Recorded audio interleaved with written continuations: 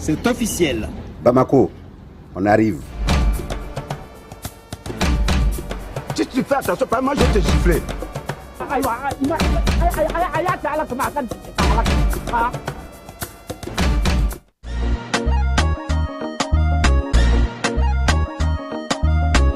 Aw bisimila hôtel Lafia la. Niko hôtel Lafia wulikajɔw bolodalen don walasa aw bɛ se ka lafiya sɔrɔ cogo min na ani hakilisigi aw ka séjour la anw fɛ Mopti yan. Kɛrɛnkɛrɛnnenya la Mopti Sevare ka kɛ ni kurantigɛtigɛ ye min ye hôtel Lafia Sevare ale ye wulikajɔw boloda ka se ka min ye awa fɛɛrɛ kɛrɛnkɛrɛnnen dɔw ta walasa aw bɛ se ka lafiya sɔrɔ cogo min na aw ka séjour la hôtel kɔnɔna na n'o ye ka panneau solaire installé min ye kurantigɛtigɛ o degun aw kana o ye séjour la l'hôtel yɛrɛ kɔnɔna na. Réservation ka kɛ kabi sisan min b'a to aw bɛ se k'aw ka séjour kɛ k'a sɔrɔ tɔɔrɔ tɛ aw kan degun tɛ aw kan hôtel Lafia. Hôtel Lafia ale filɛ nin Sevare Bangetaba yanni ka se aéroport sirafara ma station laban i kiniboloya fan fɛ i bi jigin o carré fɛ mètre 200 bɔɲɔngo Hôtel Lafia ale cokolen bɛ i kiniboloya fan fɛ i bɛ se ka weleli kɛ nɛgɛjuru siraw fɛ 21 42 14 11 76 01 01 98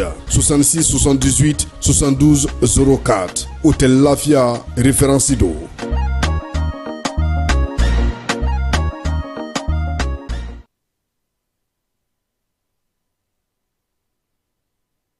Dugutigi ni wari dafara e passé daka ka sira di ne ma. Sunkalo e kunkolo ate dugu wari ko o dima fo dugu an dugu dun warata de o koni kuma t'a la sa e ka sama mɔnɛ to yen i yɛrɛ ta sita sidi ka numéro filɛ nin wari ci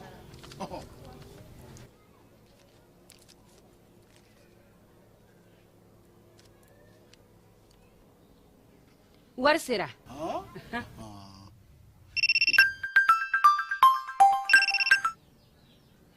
allo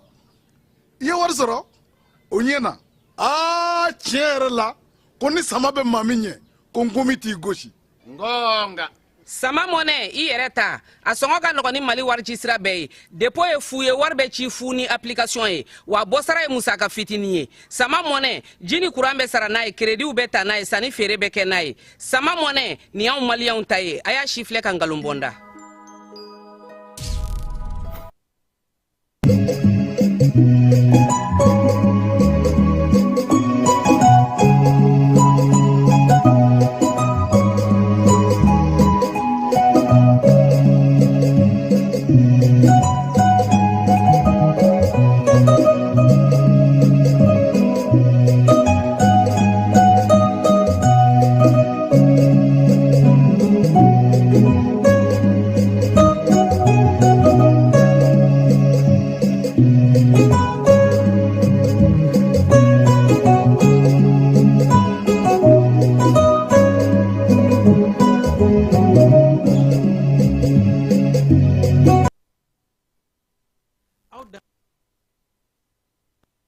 Araba avril kalo tile 15 san 2026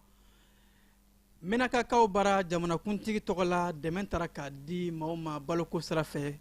tɔni 535 yaasa Menaka maa minnu ka degun fanga bon kosɛbɛ olu ka se ka u yɛrɛ dɛmɛ n'a ye jamana ɲɛma ale ka dɛmɛ o sira fɛ yaasa ka lakana ko ka a kologiriya douani ɲɛmaaba ale taara bɔ ɲɔgɔn kɛ polisi ɲɛmaaba ye yaasa fangaw bɛ se ka fara ɲɔgɔn kan cogo min na ka lakanako ka o sinsin ani k'u ka baaraw k'o kɛ ɲɔgɔn ma cogo min na DGCC maaw bɛ wulikajɔw la ka se ka Bamako kɔnɔna la taji station ani fo ka taa se ka taji ko k'a lajɛ bilankɔrɔ minnu bɛ yen nɔ ani ka taji koɲɛw bɛɛ lajɛlen k'a lakɔlɔsi ŋanamu ani ko wɛrɛ o kana don a ko kɔrɔla la sankaw kɛmɛ ka yɛrɛ k'a fɔ ko kurantigɛ bɛ ka u sɛgɛn kosɛbɛ nin waati in na kayikaw fɛ yen nɔ DCC bolofara min bɛ yen nɔ u ye tɛgɛ da taji ŋanamunamukɛla dɔw kan minnu tun bɛ fɛ ka taa taji feere jakuma dɔfɛ la surankaw fɛ yen nɔ maa 7 ko olu de fatura fɛn min ye bingani walew olu n'a fɔ n tun y'a fɔ a ye cogo min na mɛnakakaw bara jamanakuntigi ka dɛmɛ o dɔ sera yen nɔ dɛmɛ mun n'a bɛ tali kɛ balo tɔni balo tɔni 535 bɔɲɔngo la ka di mɛnakakaw ma yaasa yaasa maa minnu bɛ yen nɔ ni gɛlɛya bɛ olu kan kosɛbɛ jamana ɲɛmaaw ka hakilinaw olu kan kosɛbɛ jamana ɲɛmaaw ka hakilinaw kɔnɔna la ani u bɛ fɛɛrɛ dabali minnu ta malidenw amina ko b'u la kosɛbɛ jango maa minnu bɛ yen nɔ ni olu ka sɔrɔ fanga ka dɔgɔn personne vulnérable ɲinama kɛ olu kɔ wa baloko o kan ka kɛ bɛɛ lajɛlen jɔrɔna ko baw foyi yɛrɛ ti taa dungafa kɔ o siratigɛ de la ko nin hakilina in bila mɛ sen kan wa ko hakilina in kun ye Mali marabolo bɛɛ lajɛlen maliden fɛn fɛn bɛ yen nɔ minnu mago bɛ balo la bɛɛ ka se ka balo sɔrɔ o mun ni ɲɛnɛmaya o kɔ wa jamanakuntigi ni hakilina ye a fɔra k'a tare kosɛbɛ mɛnaka marabolo ɲɛmaaw mɛnaka sigida denw minnu garisɛgɛ donna nin ko in na bɛɛ lajɛlen nisɔndiyalen de ni dɛmɛ in ka a kɔnɔ ka a fo k'a tare ni k'a kɛ nisɔndiya ka baarakɛɲɔgɔnyaw kologiriya lakanako sira fɛ douani maaw ani polisilakaw bɛ ka boloɲɔgɔnmaba kɛ o siratigɛ de la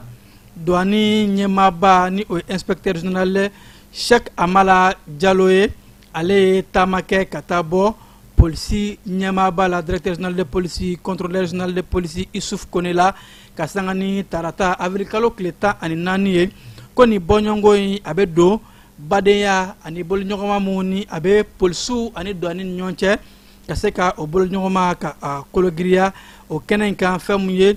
douani ɲɛma ani fo ka taa se polisi ɲɛma caman ma u sigira ka kumaɲɔgɔnw kɛ k'a ɲini baaraw bɛ se ka fanga fara ɲɔgɔn kan cogo di bawo ko nin cakɛda fila ninnu jɔyɔrɔ ka bon kosɛbɛ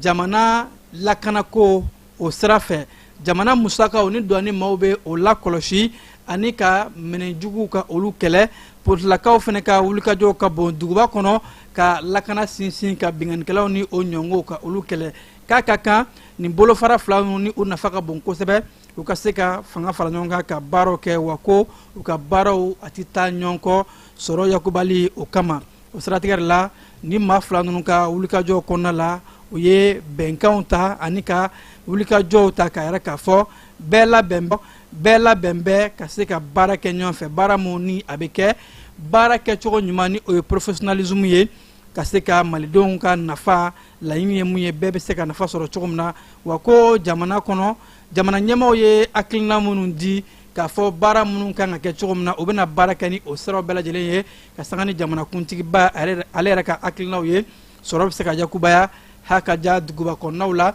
lakanako bɛ se ka sinsin ɲɛnɛmafɛnw kɛlɛli ka o don bala kosɛbɛ ka an ka waganɛ ka o bugun DGCC maaw ye wulikajɔw boloda ni olu ka caw ɲɛsin bɛ ka se ka sɔngɔkow lakɔlɔsi ani jagoko kɔɲɔw ni a ɲɔngow u ka bolofara mun bɛ Bamako ani marabolo kɔnɔnaw la u y'a yɛrɛ k'a fɔ nin waati na u ye wulikajɔ bonya wulikajɔ mun ni u y'a kɛ ka taa se taji yɔrɔ caman na taji bɛ mara yɔrɔ min na ni o ye entrepôt ye ani fo ka taa se ka kumaɲɔgɔnw kɛ ni opérateur économique jagokɛlaw minnu bɛ tajiko bunakun kan yaasa ka se k'a lajɛ sugu kɔnɔ sɔngɔko bɛ cogo di station na k'a lajɛ taji kana mara maa si fɛ bawo ko taji ŋanamu walew ni maaw ye k'a fɔ o dɔw bɛ ka kɛ nin waati na laɲini ye ka se ka fu siri o walew la bawo ko an bɛ siratigɛ mun na ni ɲɛmaaw kɛn bɛ ka fɛlɛ ta taji ka se ka tilan a tilan cogo la jamana kɔnɔdenw de ka kɔɲɔw ka gɛlɛn kosɛbɛ maaw ka se ka taa u magoɲɛtigiw la ka t'u ka baarayɔrɔ la ka sɔrɔ maaw ma jɔ tajiko la o siratigɛ la DCC maaw yɛrɛ k'a fɔ u ka lakɔlɔsili ani u ka wulikajɔ fanga bɛna bonya kosɛbɛ Bamako dɔrɔn tɛ wa marabolo kɔnɔnaw bɛɛ lajɛlen na u bɛna se fan bɛɛ lajɛlen ka a lajɛ ko ɲuman ka a lakɔlɔsi yaasa taji ŋanamu u ka ban pewu an ka jamana kɔnɔna la taji minnu bɛ na bilankɔrɔ minnu bɛ yen a ka se ka feere sɔngɔla sɔngɔ mun ni ɲɛmaayaso ye a ta ni o ye prix officiel ye wa u ka wulikajɔw bɛna kɛ ka o bɛɛ lajɛlen lakɔlɔsi wa ni maa fɛn de minɛna ko e bɛ ka taa baara kɛ o sɔngɔw sanfɛ walima ka taa n'a ye jakuma dɔ a la marché noir o n'a ɲɔngow wa o ni ɲangili mun ka kan ko wulikajɔw bɛ ka kɛ yaasa ka se ka o ɲangiliw bɛɛ lajɛlen da o kan taji ŋanamu o ka se ka kɛlɛ kalanko sira fɛ hakilina dɔ kun bilala sen kan yaasa ko ka se ka musomaninw ka olu don kalan na hakilina mun bɛ yen nɔ n'u b'a wele ko Paskofi olu tun ye wulikajɔw kɛ bɔgɔtigi 15,000 ni 200 fo ka taa se cɛmani 11,000 u tun ye kalanbulonba dɔ kɛ olu kun yaasa u ka kalanko hakaja sifinnakaw ka se ka kalan sɔrɔ o baaraw kuncɛli de kɔnɔna la k'a fɔ kɛnɛ sigira ka se ka o baaraw kuncɛli labɛn ka sanga ni tɛnɛdon ye avril kalo tile 13 ko ni hakilina ye ni a kun tɛ dɔwɛrɛ ye hakilina mun bɛ yen nɔ ni o ye projet d'appui à la scolarisation des filles Paskofi ka musomaninw ka olu don kalan na yaasa u bɛ se ka u ka siniɲɛsigi baaraw kɛ ka dɔntaw bonya kosɛbɛ o hakilina de kɔnɔ yɛrɛ k'a fɔ ni cakɛda ninnu ni nanzarala jamana minnu bɛ ni o dɔ bɛ tali kɛ Canada kɔkancɛw minisiriso ani fo ka taa se Pays-Bas ni a ɲɔngo olu de bɛ nin hakilina in bila sen kan ka a musakaw bɔ fɛn min ye musolakaw ye olu ka se ka taa kalansow la ko wa ni projet in Bamako dɔrɔn tɛ a bɛ kɛ Mali duguba caman i n'a fɔ Segu Mopti Bajangara o n'a ɲɔngo san 5 hakɛ ka daminɛ san 2021 na ka na se 2026 ma ni hakilina in kun bilala sen kan ka se ka musolakaw ko o don kalan na musolaka 15,000 olu ye kalan ɲumanw sɔrɔ ani fo ka taa se cɛmaninw fana kun b'a la ni o ye 11,000 ye a yɛrɛ k'a fɔ o baaraw kuncɛli kɔnɔna la kuma kɔɲɔgɔnw kɛra ni u ye ani k'u ka dɔntaw ka yɔrɔ la kosɛbɛ kɛlɛ kɔnɔna la bɛn kan ka na cogo di fɔɲɔgɔnkow mana na ani ɲɔgɔn cɛ an ka sigidaw la an kan k'a fɔ cogo di ani ka kalan nafa ye jumɛn ye siniɲɛsigi kɔnɔ ka se ka o fɔ k'o bɔgɔra dɔn k'o fɔ ni kalanden ninnu ye kalanso 200 hakɛ la ni kalanden ninnu ye kalan kɛ san 5 in kɔnɔna la o kuncɛli la yɛrɛ la k'a fɔ wulikajɔw ni baaraw bɛ ka kɛ u ye kalan minnu sɔrɔ ka se ka sɛbɛntiya yaasa a bɛ se ka nafa ɲɛ u ma u ka siniɲɛsigi o baaraw kɔnɔna la diinɛko sira fɛ yaasa ka se ka bɛn ani keleya ka o sinsin an ka jamana kɔnɔna la an ka jamana diinɛ ni ladalakow minisiri Dr Mamadu Kone ka sanga ni tɛnɛdon avril kalo tile 13 ye ale ye alisilamɛw ka kulu ni o ye Conseil islamique du Mali o maa dɔw bisimila bawo o maa minnu ni u y'a yɛrɛ k'a fɔ u bɛna jalajɛba labɛn k'a kɛ bɛn ni keleya taamasiyɛn ye malidenw bɛɛ lajɛlen ni ɲɔgɔn cɛ jalaja minnu ni u y'a bolola k'a bila mai kalo tile 2 nata la Bamako par la culture la o siratigɛ la u taara bonya ni karama ka o sigi an ka jamana diinɛkow ni ladalakow minisiri o yɔrɔ yaasa ko wulikajɔ mun n'a bɛ ka kɛ ani alisilamɛw bɛ ka baara mun kɛ bɛn ni keleya ni basigi an ka don da kelen fɛ ka bɔ da kelen fɛ o natili an ka jamana kɔnɔ ka se ka taa o bonya sigi ɲɛmaaw kɔrɔ ko ni hakilina in o donna ka se ka o laɲini de sabati kibaru min fiɲɛni bɔ an senkɔrɔ ka sɔrɔ ka tɛmɛ n'an ka kibaru tɔw ye. lajɛlen ma aw minnu b'a fɛ ka voyager k'a sɔrɔ a ma degun sɔrɔ a ka voyage kɔnɔna na compagnie de transport Somatra u y'a kanu ka na ni car kura caman ye carré minnu dilanna norme kɔnɔna na aw ka lafiya kama a suspension wo a climatisation a siège wo n'i ye carré jɔlen ye foyi tɛ jigin kɔnɔ i bɛ se ka don a kɔnɔna na cogo min na Somatra e ka carré Somatra ne ka carré Somatra anw ka carré o hukumu kɔnɔna na carré ninnu bɛ sira ta don ko don Bamako Segu San Moti Kucala ka taa se Sikaso ma Keɲeba Kita o ma ɲina Yoro di Sahel maaw kɔ ka taa se Kolokani Jijeni fo ka taa se Bɛnma ma Somatra fiɲɛ foroko Somatra ka wuli hɛrɛ la ka se hɛrɛ la ayiwa client aw bɛ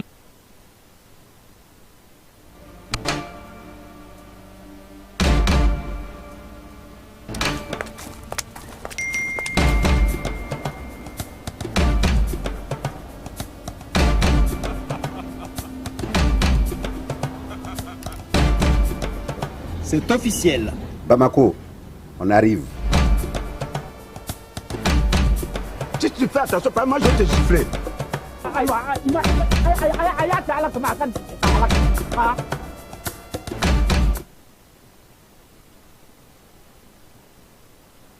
Mopti Kaubara, projet Mumbeni, Aleka Chao Nyashimbe Kaseka, Demendo, Sida, Nyeta, Ani, Mamunga Deme, Fanga Bonko Sebeka Demendo, Mauma, Desabarato, Nuba Weleko programme Proteki, Oluka, Bara Doke, Oye, Aklam Bla 5 ans, Kasekana, Abarola Koloshi, Mopti Kaufeno, Famille Coopération Suisse, Oluka, Warbon, Odekameka, Ni Musaka, Numbo, Rameka Foko, projet délégation, Anforatase, Pays-Bas, la Sigidéon, Kafara, Ministre Somga, Chao Nyashime Koka, Chauma, Ani Musoni Deni Demaka, Ministre So, Olubela Jelinka la Sigidéon, Nyon sur Mopti Kaubara, Yasaka Sekata, Protecti, Oka, Ni Nyoye Bainke, Nyoye Munkona la ni Mopti, Marabolo Nyama, Okmeno, Kameka Rakafo, Oye de même don, Yasaka Nyashin, Maoma, Mamouni, Oluka, Desefanga Bonkosebe, ko population vulnérable Obena, Dofra Oka de Maya Oluka Yasa, Bela Jelemeseka, Jamana Kono Diala, Kanafasoro Chomna. Sanka ofeno keme ka yara ka foko kurantike wale obeno kurantike wale mu na keme sabe ka gelala se mauka baraw mabaw ku ka kle baraw mauka sorosraw kuran joroka bon ala kosebe jango ere do ka barat sakata kuran ko o stratige la sanka keme ka yara ka foko kurantike ko agela bare be u kambi famu ye teru ye sudaru ye fokata se radio so mu be no ludo yara ka fo ni pano wali ma groupe te groupe dun taji ko ka gele ma shiti sega barake ku ujagwambe ka uka do bar do ka bara fangari la wako kurantige ni pano te ma fefen bolo o tsega barake na orla yara ka fo ko wulka jo ka ke yasa sanka be seka kuran soro chogomna kay ka o bara taji ngana mu wale ma do tega dara oluka arame ka fo ko mamunu ye gasoil litri bata ani shegi ore menana ubolo kayi DCC bolo fara munu be no oluka wulika jore keme sabuye ka se ka tegada ni manu kan o yare ka fo ko mamunu ni u yetaji ngana mu kata affaire marché noir la ukme kata a litri kele fere keme fla ani dormeta ka soro jamana nyama o ye aklina mu fo akanga fere femye 800 et 940 de orla ko wulika jo kera ka se ka tegada ni manu kan la ka fo ma fe mana soro taji ngana mu wala wala nyangli bere mu na kan adawka DCC bolo frambe kay marabolo kono ko olubeka ulika jo bela jelenke yasa kaseka ni baranka a labato bugoni ka ofeno wertemu bolo framu beno mobil do taraka di ulumani o 4 yasa obseka uka baro kana chomna ko deme uka baro kono ka sangani avrikalo kleta ani durunye bugoni wertemu o nyama sola ka kena nyama to bugoni marabolo nyama boloni o brigade general de brigade Ousmane Wele ani fokata se marabolo nyama ani ORTM yere nyama no belajele ni sonjara baw ko lichomboro mbe gulamina kaw feno olude ni mobili intaka di ORTM mawma yasa obseka barakana chogomna ka uyere deme uka déplacement ni anyongola sekoni donko bunakunka anga jamana ye wulika job bake yasa ka se ka sekoni dongo ka adon bala aklina mo be no nawe wole ko programme culture acti o baraw nun do nikara bi ka sangani afrikalo kleta ani durinye kena mun ka ni anga jamana ani coopération suisse kɛ mɛ ka bolo ɲɔgɔn ma ka se ka o baaraw kɛ a baara in nun doni ɲɛmaya kun bɛ an ka jamana seko ni dɔnko ministre bolo Mamu Dafe ko hakilina in bɛ tali kɛ seko ni dɔnko ka se ka kɛ bɛn keleya ani ɲɛta kuntalajan o hakilina ye an ka jamana fantan ani naani bɛɛ lajɛlen fɛ o kɛnɛ in kan Keba Jalo e yɛrɛ kun bɛ yen nɔ i ka kuma galamani sɛmɛ an ka seko ni dɔnko tigilama caman na ni o dɔ ye tali kɛ Kari Bɔgɔba Kulibali Wasa Kuyate ani fo ka taa se ka kun cɛ ni an ka jamana seko ni dɔnko minisiri Mamu Dafe an bɛ taa e fan fɛ Keba ka jɔngɛw lajɛ. Nisɔndiya don Mali seko n'a dɔnko cɛ ni a muso bolo mɔgɔ maa n'i bɛ o hukumu kɔnɔna na artiste homme de culture maa o maa n'i bɛ seko ni dɔnko la nin y'o bɛɛ nin ka kan ka k'olu bɛɛ lajɛlen ka nisɔndiya ye an balima suisikaw u ka jɛ ka baaraya la jamanaw ni ɲɔgɔn cɛ o jɛkulu dɔ ka baara olu wulila ka na k'u bɛna Mali artiste dɛmɛ Mali culture parce que n'i ko culture c'est vague n'i ko artiste y'a dɔ bɔ a la mais Mali culture donc Mali culture o ye homme culture mun b'o kɔnɔ artiste b'o kɔnɔ fɛn bɛɛ b'o kɔnɔ an ka laadala ko bɛɛ b'o kɔnɔ o ye culture de ni mɔgɔ nana k'i b'o dɛmɛ o y'anw bolo wasa ye dɛ n ko ne bɛ min ɲini sa o ye dɛmɛ mana na dɛmɛ in ka a ka teliya dɛmɛ in ka kan ka kɛ sira minnu kan mɔgɔw ka kan ka baara in kɛ cogo min na a ka walanwala joona bɛɛ ka bila i ta kɛta la ni se min na o ka bila o la o k'o kɛ a kumaw ka dɔgɔya wale de ka caya n b'a fɛ k'o de fɔ. Nisɔndiya belebeleba de bɛ ne kan ne ni ɲɔgɔnna bɛɛ parce que komi diɲɛ bɛɛ b'a kalama k'a fɔ Mali ye seko ni dɔnko jamana de ye n'i ko seko ni dɔnko i bɛ diɲɛ fantan ni naani bɛɛ n'i y'a cité i ma Mali fɔ i ma fɛn fɔ fɔlɔ donc k'a da fana an ka jamana ɲɛmɔgɔw ka laɲini kan n'o kun ye ka salon san k'o kɛ année de la culture ye ka tila ka ɲinan san fana ta k'a kɛ seko ni dɔnko san ye vraiment nin ye hakilina ɲumanba ye bi ye donba ye seko ni dɔnko tigilamɔgɔ bɛɛ lajɛlen bolo denmisɛnnin fara mɔgɔkɔrɔba kan donc ka ni hakilina ɲuman in ta ka n'a di anw ma parce que n'i bɛ baara kɛ ni mɔgɔ tɛ yen k'i ka baara sankɔrɔta a ka gɛlɛn bi ye nisɔndiya donba de ye anw ma. bi an nisɔndiyalen don kosɛbɛ an bɛ an balimakɛ coopération suisse représentant fo an b'a fo u ka nin wale in na u sera ma ni nin projet ɲumanba in ye min bɛ non seulement baara kɛ Bamakɔ yan mais a b'a kɛ an ka togodaw n'an ka sigida yɔrɔ caman na donc a diyara an ye an jɛna k'an bolo di ɲɔgɔn ma an bɛ ka jɛ ka baara in kɛ ɲɔgɔn fɛ a comité de pilotage dirigé ne yɛrɛ de b'a diriger à partir du ministère de la culture donc o b'a yira k'a fɔ projet in taabolo ka ɲi parce que an jɛlen de b'a la o projet tɛ k'a fɔ u kelen bɛna k'a kɛ mais u n'an bɛ jɛ k'a kɛ wa an hakilinaw fana talen don komi jamana yɛrɛ taabolo bɛ min yira voilà donc je crois que an b'u fo u ka faamuyali la o yɔrɔ la ka acteurs fo an minnu bɛ kɛnɛ kan bi parce que n b'aw caman dɔn k'aw fo a ka wulikajɔ la a n'aw ka cɛsiri la parce que ne y'aw caman ye aw bɛ baara kɛ fɛn ba t'aw bolo mais n'i y'a jateminɛ ni san damadɔ in na Mali kɔnɔ fɛn bɛ marché ni fɛn bɛɛ ye Mali kɔnɔ bi n'i y'a jateminɛ seko ni dɔnko de don siga si t'a la fɛn min tɛ mɔgɔw bolo o b'a yira k'a fɔ seko ni dɔnko mɔgɔw u ka patriotisme u ka fasoden ɲumanya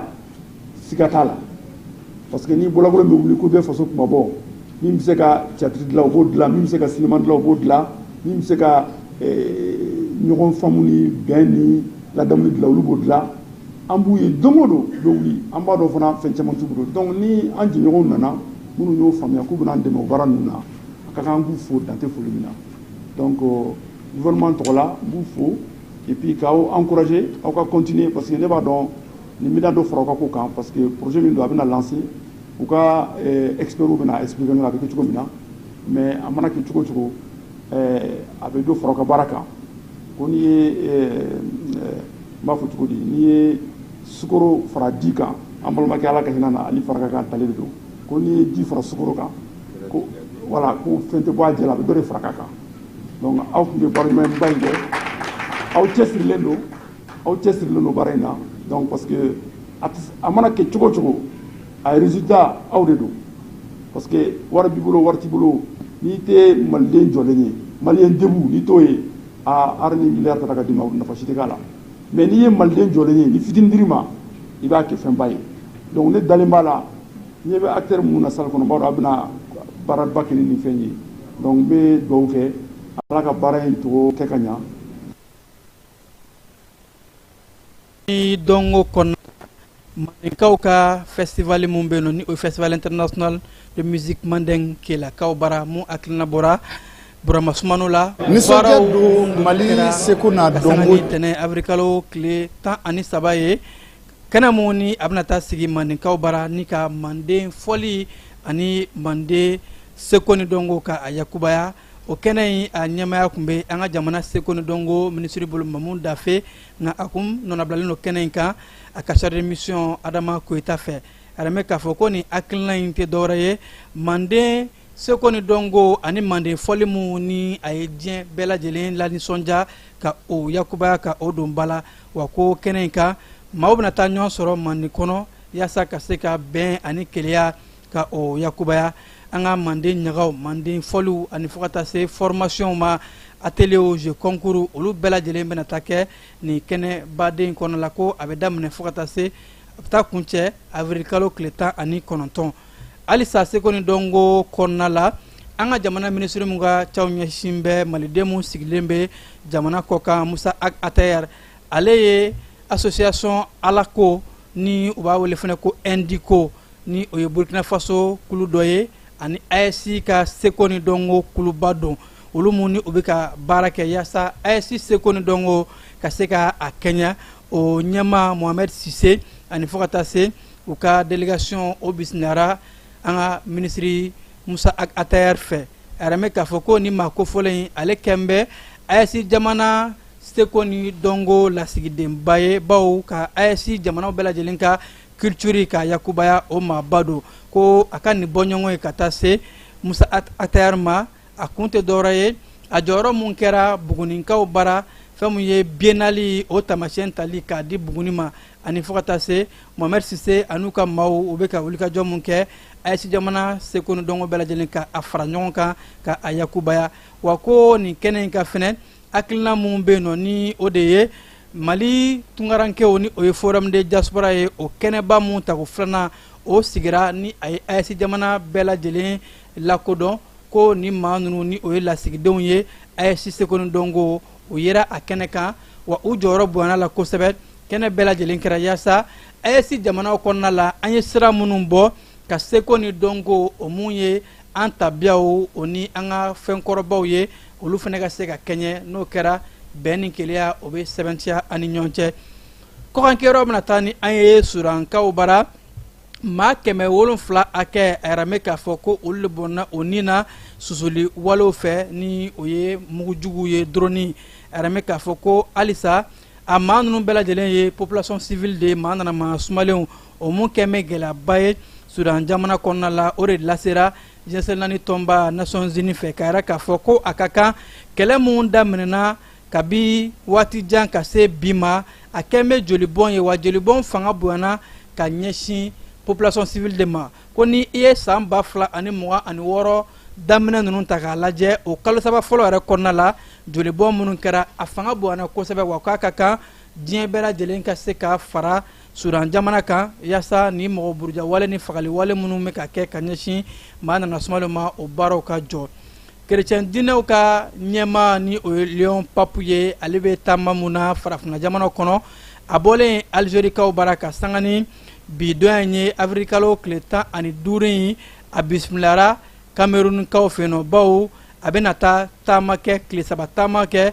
Cameroun jamana kɔnɔ yaasa jamana mun na ni a yɛrɛ k'a fɔ ko kerecɛnw ka ca yen kosɛbɛ wa Cameroun ko a tilan bɛ walima gɛlɛya dɔw bɛ na kuma dɔw la silamɛw ani kerecɛnw ni ɲɔgɔn cɛ yaasa ka se ka fu siri o gɛlɛyaw la ka bɛn ani keleya nati ko papu ka tile 3 taama Camerounkaw fɛ yen nɔ a bɛna sigi o de kan kosɛbɛ ka kɛ bɛn ni keleya o tamasiyɛn ye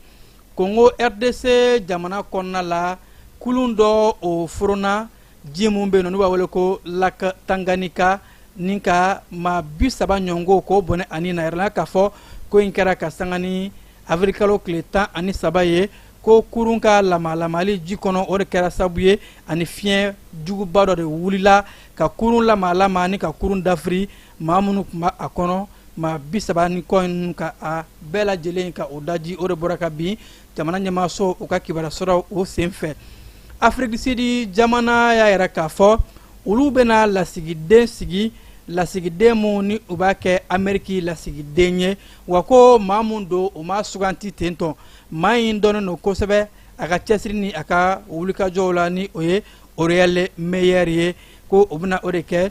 Sud-Afrique lasigiden kura ye Amérique jamana kɔnɔna la wa a ka baara bɛna kɛ mun ye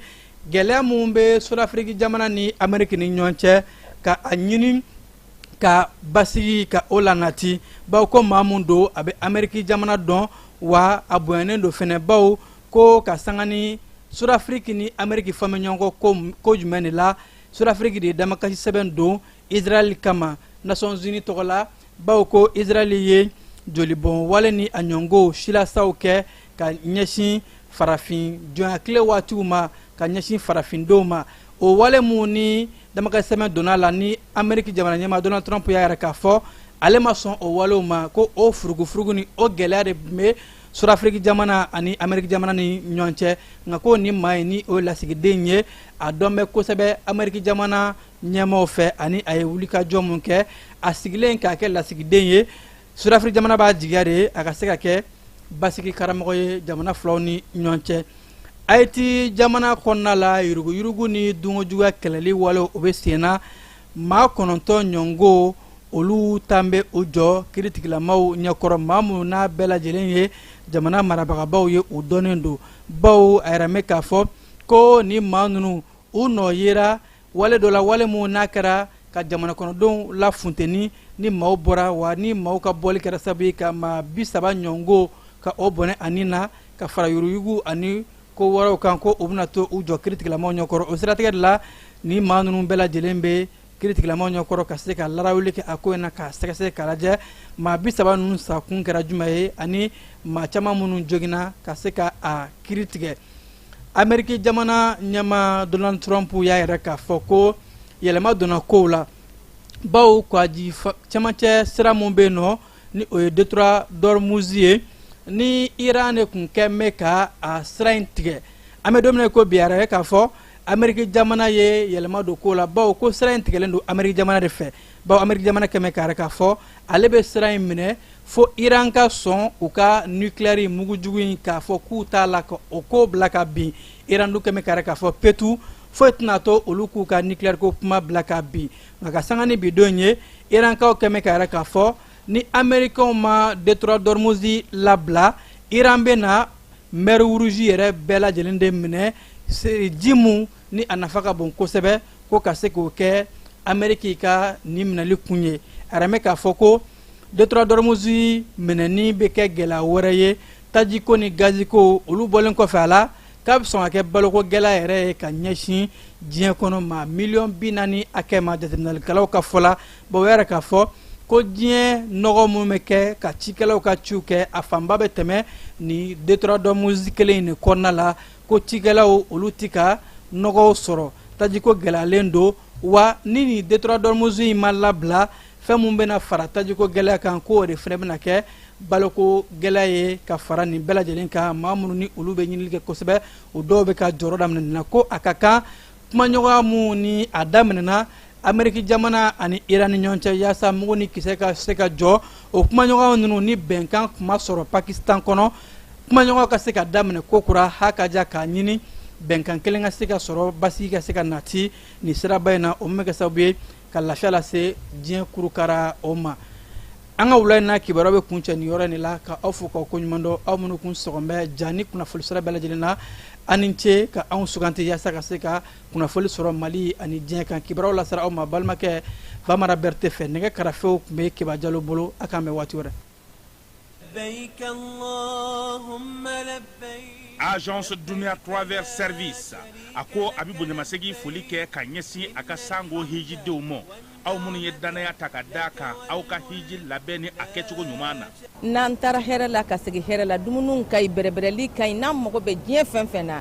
u b'a bɛɛ lajɛlen k'a ɲɛ donc an b'u fo k'u barikada. Directeur min tun b'a nɔfɛ n'o ye Amadu Mayiga ye a jɔra a jɔyɔrɔ la ɲɛmɔgɔya ko ko fɛn fɛn a jɔra a jɔyɔrɔ la ka nisɔndiya mɔgɔw la ka mɔgɔw bɛrɛbɛrɛ ka ko to mɔgɔw t'a la mɔgɔw tɛ min dɔ k'a ɲɛ yira mɔgɔw la an y'o baara de sɔrɔ duniya la. Kumu kelen kɔnɔ a ko ka aw bɛɛ lajɛlen ladɔnniya silamɛ minnu bɛ Mali kɔnɔ ani minnu sigiyɔrɔ bɛnnen don diɲɛ jamana wɛrɛw ma k'a fɔ san wɛrɛ o hiji ni o umura o baaraw labɛnw daminɛna ka ban. O tumana aw minnu b'a fɛ ka hiji kɛ damu lakana ni basigi kɔnɔ agence dunuya a kɛn bɛ k'o fɛɛrɛ bɛɛ lajɛlen tigɛ ka hiji kɛcogo ɲuman kalanw bɛɛ lajɛlen labɛn ka bila aw ɲɛ min ye k'a dɔn siyɔrɔ ni damu ye ka surunya aw ka bato kɛ yɔrɔw la. Dumuni laki ka sanuma o bɛ tobi ka bila aw ka bolo ka saga n'a ka waati bɛɛ lajɛlen la. Dɔgɔtɔrɔ jolenw olu bɛ aw nɔfɛ hiji kɛ yɔrɔ ani bato kɛ yɔrɔ wɛrɛw bɛɛ lajɛlen la yɔrɔ bɛɛ ani waati bɛɛ. Baw bolo kuma dɔ o ka wusa ne de sen ka di ye. Agence Dunuya Travel Service jɛɲɔgɔn kelen min bɛ aw ka hiji ni aw ka humura kɛ k'a ɲɛ ale de do. O fana ni aw bɛɛ kunnafoni wɛrɛ ɲini a ye weleli kɛ 66 71 37 24 70 64 99 71 ni aw bɛɛ u ka yɔrɔ ɲini u filɛ ni hippodrome yɛrɛ la immeuble station Soma Yafula Kulukɔrɔ sira da la. O fana min y'i k'a dɔn agence Dunuya Travel Service ye k'u bɛ dugawu kɛ hiji ni umura kɛcogo